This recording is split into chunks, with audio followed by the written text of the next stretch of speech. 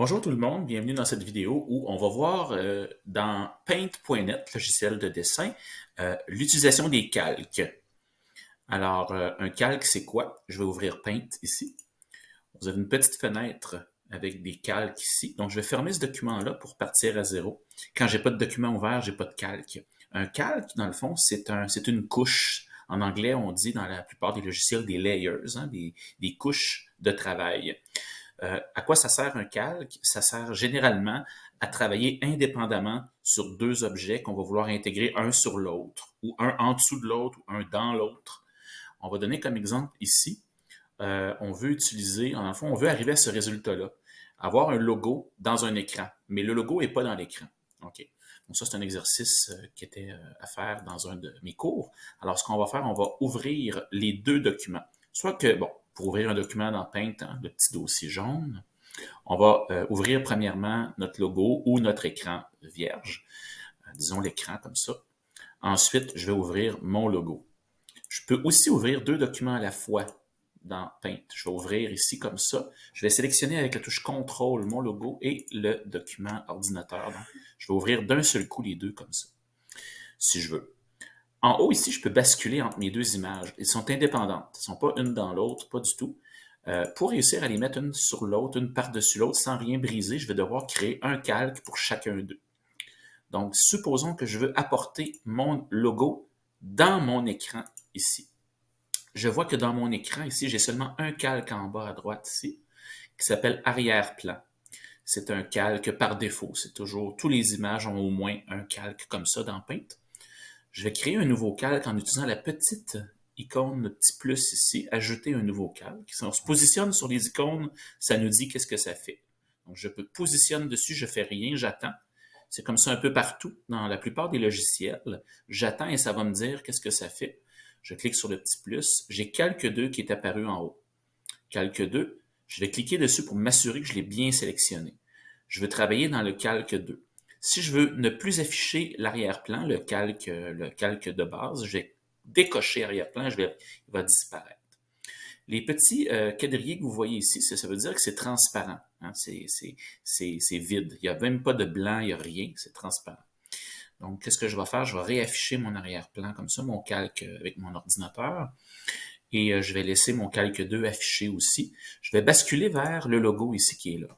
Là, ce que je vais faire, je vais essayer de l'amener tout de suite dans l'ordinateur. Alors, je vais devoir le copier-coller. Donc, sélectionner l'image au complet. Dans Édition, sélectionner tout.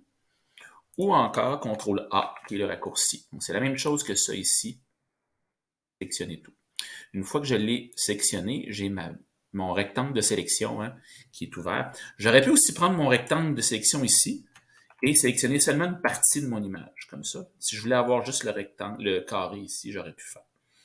Donc, je vais sélectionner tout, édition, sélectionner tout comme ça.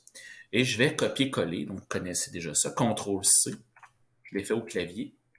Je m'en viens ici, CTRL-V. Je viens d'amener mon logo à l'intérieur.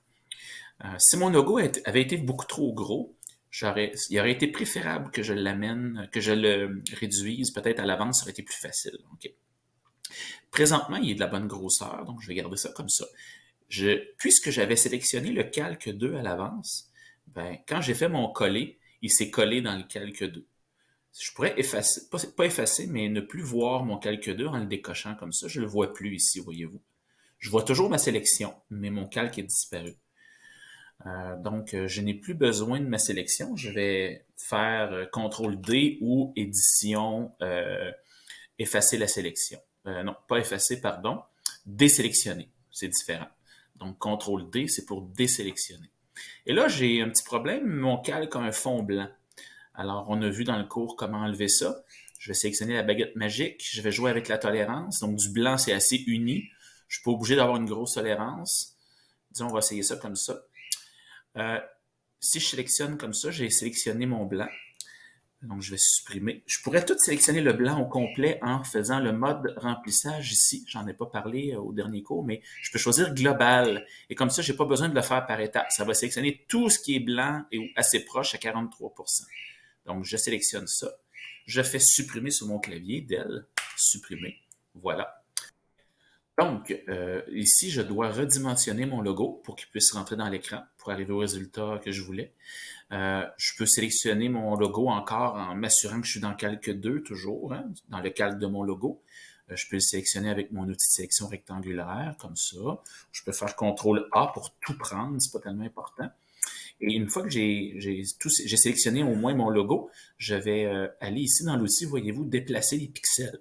Déplacer, ça permet aussi de redimensionner. Donc, le petit outil qui est là, je clique dessus, et là, mon logo, en fait, tout mon calque aussi, et a des petites poignées ici que je peux utiliser pour le déplacer, mais si je clique au milieu, mais si je clique sur les bordures ici, je vais être capable de redimensionner comme ça. Et là, c'est dangereux, dangereux, en fait, c'est facile de mal redimensionner. Je vais maintenir la touche Maj sur mon clavier. En maintenant la touche Maj et en continuant avec la souris de grossir et rapetisser, je vais garder les proportions correctes. Il me reste seulement à le placer ici, comme ceci, à peu près la bonne grosseur. Voilà. C'est fait. J'ai réussi à le placer correctement, selon ce qui est demandé. Alors, ça complète le petit tutoriel sur les calques. Évidemment, ici, on peut supprimer les calques, les copier. Il y a toutes sortes d'options pour jouer avec nos calques ici, mais ce sera peut-être dans une autre vidéo. Merci.